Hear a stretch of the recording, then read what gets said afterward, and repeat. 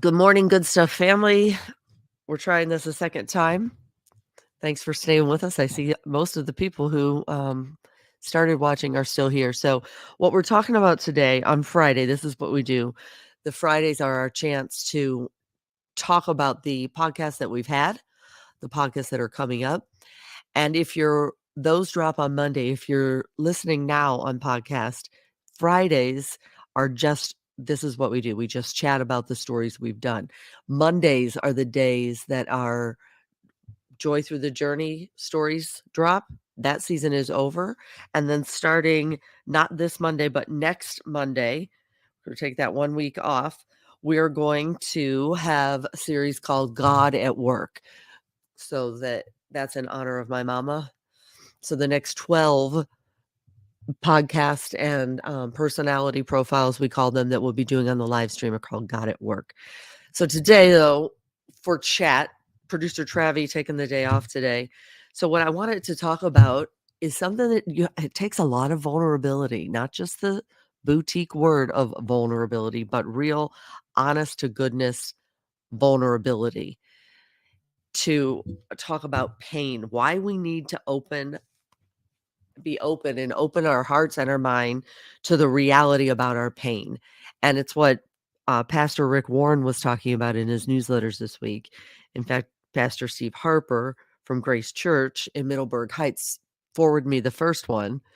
And then I went ahead and logged in to get the email or the newsletters. And sure enough, the very next one so speaks to me. So I wanted to share it with you guys today, if you would. Maybe you comment, or maybe you just ask yourself in your own heart, why is it that I should be open about my pain? And the next question is, what is pain? How do we define pain? Not physical pain.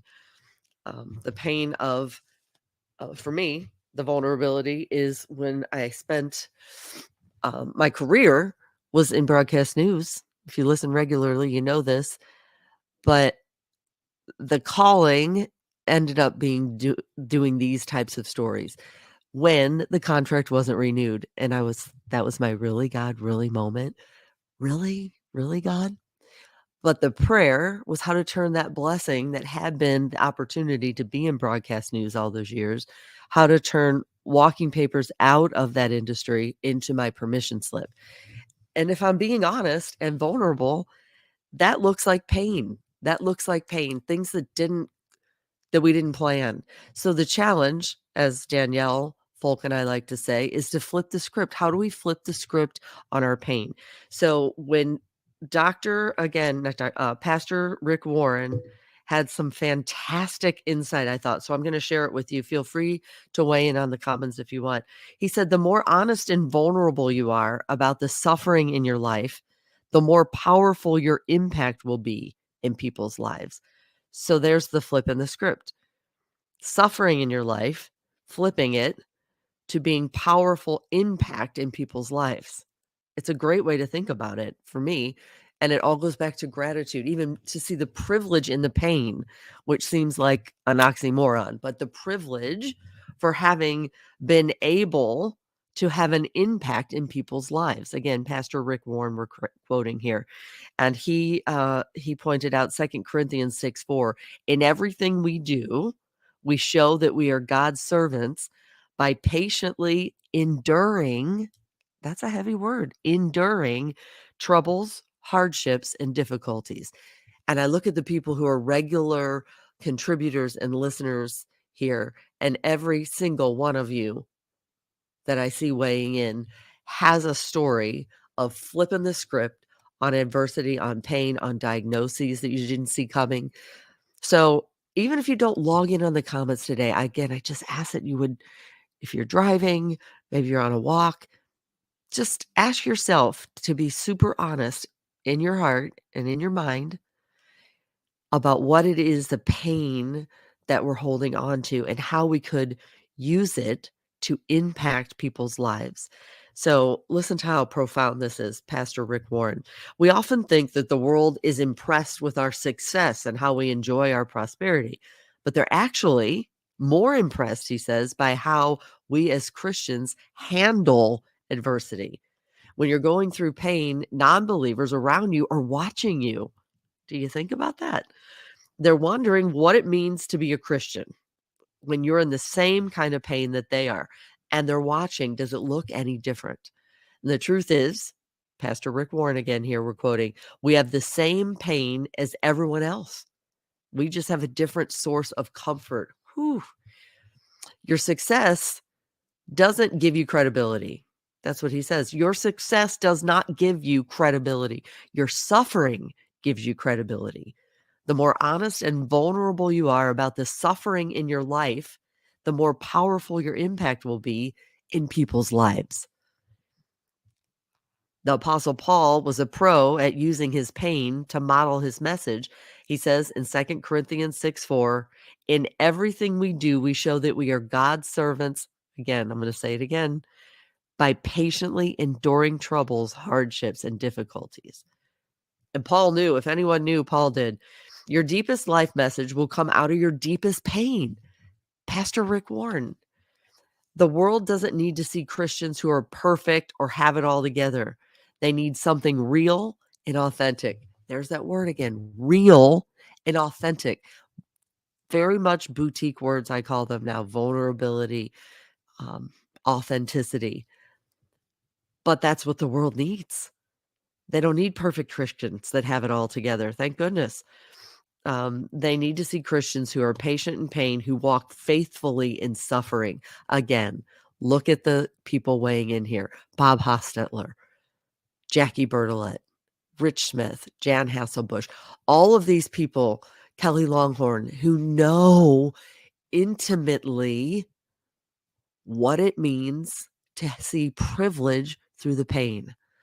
I see it personally in their lives. I see how they conduct their lives through things they would not have and could not have scripted. And that's the essence of the Good Stuff family stories, that we can flip the script. It's not easy. It's not easy, but together we can, together we will. And we learn from each other. And when we say God weaves, now watch him work, this is how all of these new people keep coming into the family so that we can, in fact, lean on each other. I beg you, he says, Pastor Rick Warren, not to waste your pain. Don't waste your hurt. Woo!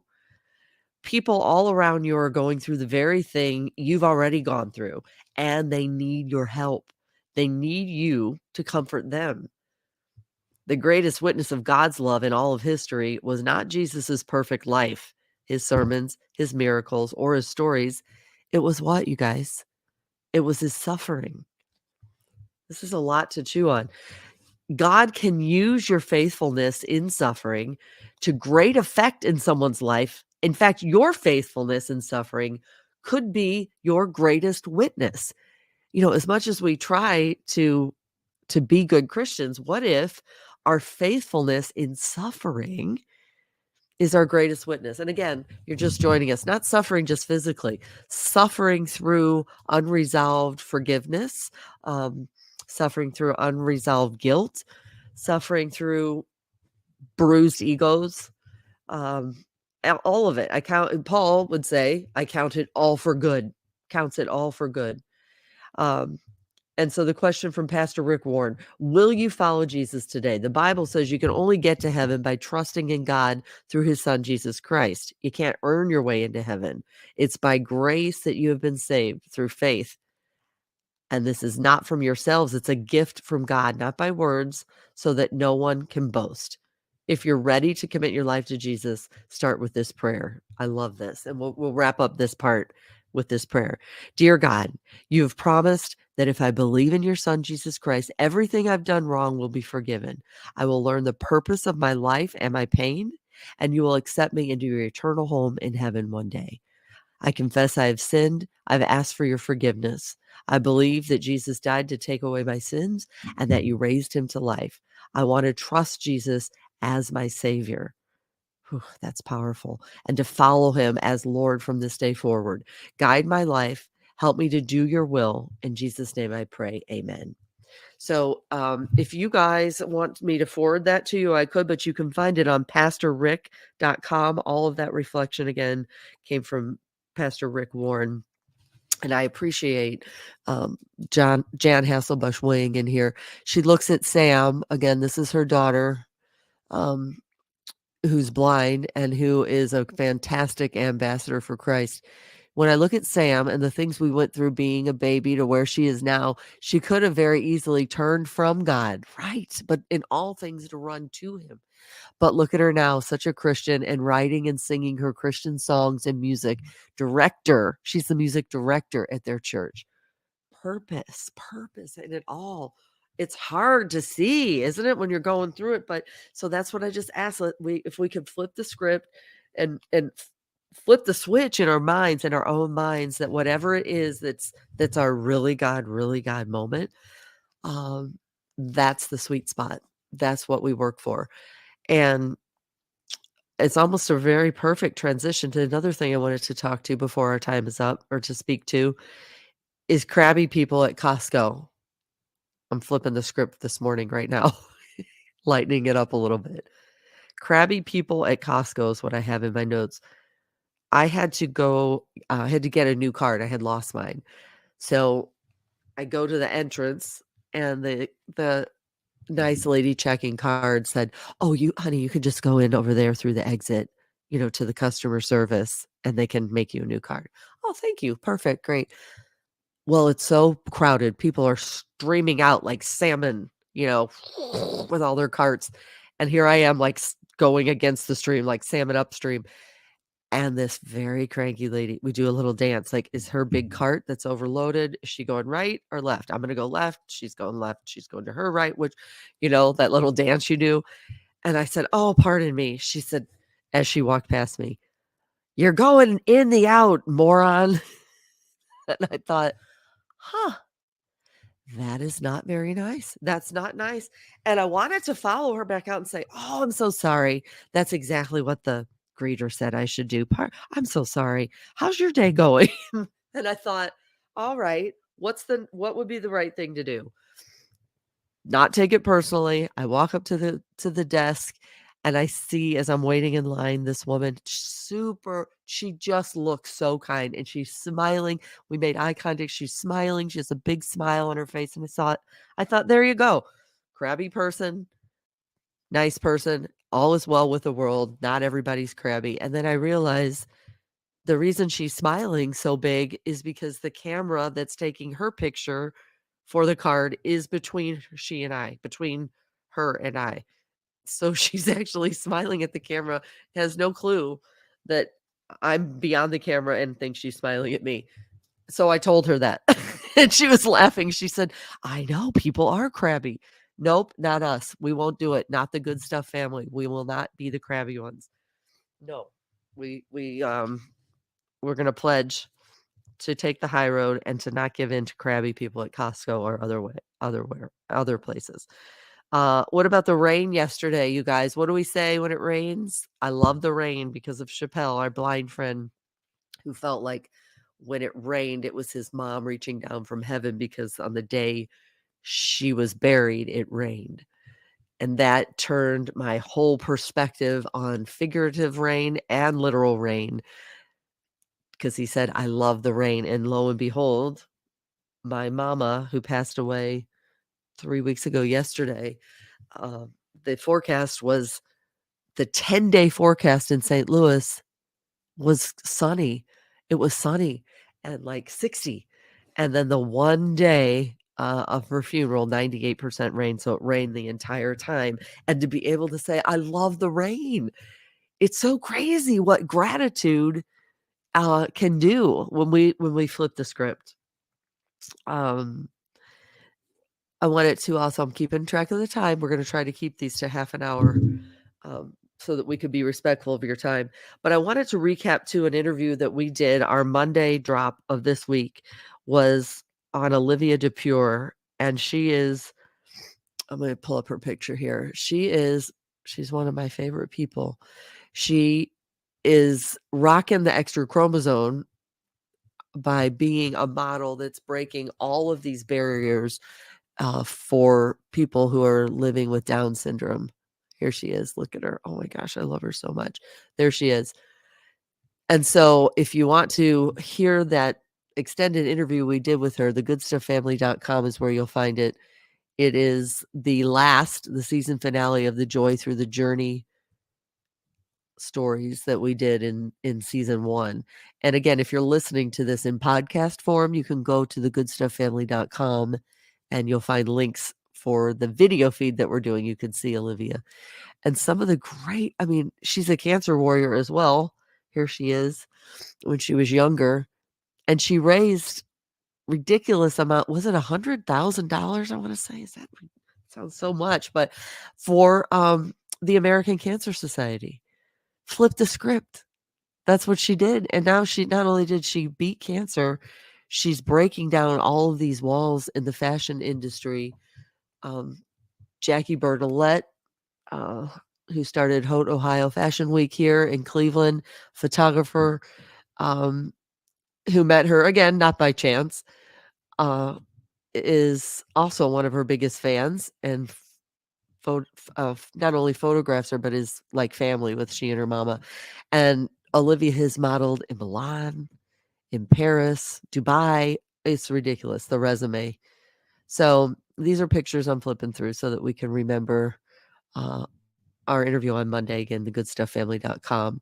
We're taking next Monday off, and then we will be back April 3rd, I believe it is, for season 2, which is what we're calling God at Work. And we have all those slots filled already, you guys. 12 episodes of people who are living, breathing proof of God at work. Donnie, may I interrupt? Yeah. Hi, Travi. Hi. Good morning. The pecan video is too big to show in the brands, but I can show it if you like. No, that's okay. I appreciate you doing that. The other important issue we're going to get to today, the other important topic is National Pecan Day. I've uncovered a bit of maybe what might be a scandal, Travi. Do tell. Let me put this up. Do you know where I'm going to go with this? Look at this. So according to this daysoftheyear.com, Saturday, March 25th, tomorrow, would be Pecan Day. But then look when I look up, let's see, watch, I'm going to ask, when is Pecan Day? It's supposed to be in April, you guys. April 14th is National Pecan Day. So now I have very much a dilemma. Do we celebrate Pecan Day tomorrow or do we wait till April 14th? I don't know. According to Days of the Year, it's tomorrow. What do you think, Travi? I'd go with tomorrow. Okay, we're going to go with tomorrow then. Tomorrow it is. Always a good day for pecans, and you have a fresh batch. Exactly, and that is the right answer because we made these yesterday, Kelly Wolf and I, in honor of National Pecan Day and also in honor of my mama, Marlene Kendrick, because this was a recipe she did that she put on all her cookie trays. And I thought this is a good way to honor her and show this super easy recipe. They break apart. They're graham crackers. So I'm going to give you the quick recipe. Compliments of Marlene Kendrick. Ready? It's so easy. 10 minutes tops. Okay, here we go. Graham crackers. You put foil on your cookie tray. Line it with graham crackers side by side. Get a saucepan out. A stick of butter and a stick of margarine. I don't know why that is the best combo. Not 2 sticks of butter, not 2 sticks of margarine. Melt the butter and the margarine. Now, ready? We're going to have 3 1 cups. 1 cup of brown sugar, 1 cup of shaved almonds, 1 cup of chopped pecans. All in the saucepan. Bring it to a boil for 3 minutes. Your oven, by the way, should be on 350. Slather that all over the graham crackers in the oven for 4 to 5 minutes, and you're finished. That's it. It's really that easy. And they're so good. Everyone thinks you made something fancy when you bring them. They're such a hit. And I call them too easy to be this good pecan almond thingies because my mom didn't have a name for them. I just have a recipe card. So there you go. There you go. You're welcome. And I know probably y'all are thinking, I almost forgot it was National Pecan Day tomorrow. So there's a recipe if you want to celebrate right along with us. We're all They're gone already, by the way, Travi. We're all better off for knowing that. Exactly. And Marlene, see, this is how Yes, how she lives out. Her specialty was chicken and dumplings. That's way more complex from scratch. But there it is. Okay, now let me just give a look ahead really quickly in the final time that we have. Amy Sullivan is going to be an interview that we're going to have. I'm not sure exactly when yet, but she's going to be part of the God at Work series, and we'll be interviewing her today after this live stream, as a matter of fact. And she is a mama on a mission to advocate for other mamas of kids with special needs. How cool is this? I'm going to read it for you guys. We want our children to be seen for who they are. We want our children to have their rightful place in the world. Hello? Look at who we're talking to. Look into all this. These are our people. The people who are weighing in today in the comments, especially. We wake up every morning ready to advocate for their needs. We cry tears of happiness when we celebrate a small success and heartbreak when we watch them struggle. We want to give them the best future possible while worrying about how they're going to cope without us someday. It's very real for all of my friends, especially parents of Downs friends that we have. And she writes, this is a post of Amy Sullivan's, Mama, we're not all that different. Today and every day, I'm cheering you on as we both journey the beautifully broken road of special needs parenting. So look forward to that interview with Amy Sullivan coming up in our God at Work series that will be for season 2. Travi, do you have anything to add? I have one thing to add. Ready? Okay. Then 1 stick of butter, 1 stick of margarine is the best. For some reason, that makes them shinier or something. I don't know what the secret is there. But as you can see, in a pinch, 2 butters. I don't think I would go 2 margarines. That's the best I could do. But it reminds me of that skit, stick of butter, stick of margarine. Remember the Sesame Street kid? Seriously, are you asking me that? I want you to go to the store. I want you to get me a dozen eggs, a stick of butter, and a container of milk. Can you remember that? Sure. Yeah, it was not a dozen eggs. How do you remember that? Could it be your friend Dawn told you about it? Stick of butter, yes. Stick of butter, container of milk. And I do think the stick of butter and stick of margarine is just to make you sound important. I don't think that serves any purpose. It's redundant. I'm sorry? Why would you need both? Because that's the secret to the recipe. I've tried it both ways. Oh, for the love of all that's good. Trust me. Well, we did make it with 2 sticks of butter yesterday. That was the point. That's all we had. So, but it's more, it looks glossier. Like, it reminds me of a carpenter building a house. Well, I think you're going to need a drywall screw in there, but also some all right, Travi, adhesive, some construction adhesive. Okay. And by the way, for the record, it's loaf of bread, stick of butter, gallon of milk. Loaf of bread, stick of butter, gallon of milk. And then the kid gets to the store and, kids are watching Sesame Street and he goes, loaf of bread, stick of butter. And the kids are like, gallon of milk, because he can't remember. And that is me. Oh my gosh. I find myself doing that, like going into a room with 3 things I got to get. And then I'm like, wait, what was it? It happens. It happens. Hey, Huck Korinsky's joining us. Look at that. And see, sometimes it might pay to go a little long. We try to keep it short, but good to see you, Huck. What a fantastic story he has too. Oh my gosh. Well, here's the problem. It's a good problem to have. We could talk forever about people who we know are seeing the good and being the good. Huck Korinsky's one of them. We've been talking forever about getting his story on. So we'll make a point to do that. Thanks for weighing in. Kelly Ann, aha. See, Kelly Longhorn is saying it is the best combo, even for chocolate chip cookies. Who knew? See, my grandma and my mom knew. I didn't know why. They probably didn't know why. But you know what, Travi? Until now, no one questioned it. So they're just backing you up. They're just backing you up. They'll go with whatever you say. Okay. If you said stick of butter, quart of motor oil, they'd go, oh yeah, that's the best way to do it.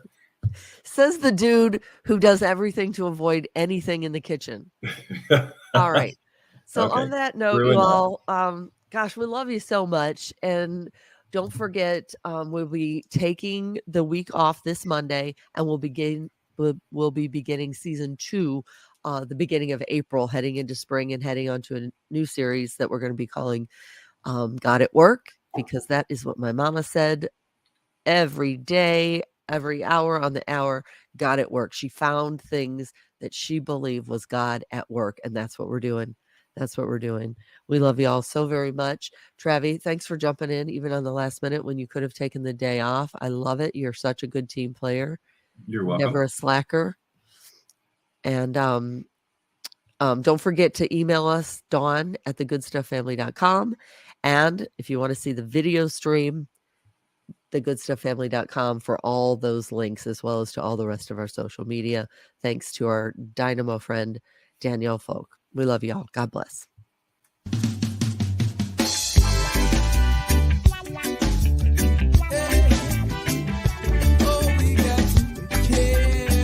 This has been a Grassroots Good Stuff family production. Big love and gratitude to our friend Carlos Jones, who is the talented voice and creator behind this music that sets the tone for these good stuff stories. Huge gratitude and love as well for our social media director. She is Danielle Folk and is consistently going above and beyond. Follow her at Farmhouse Storyteller. And to the producer, my Travi, the glue that holds together the moving parts of this God-inspired endeavor.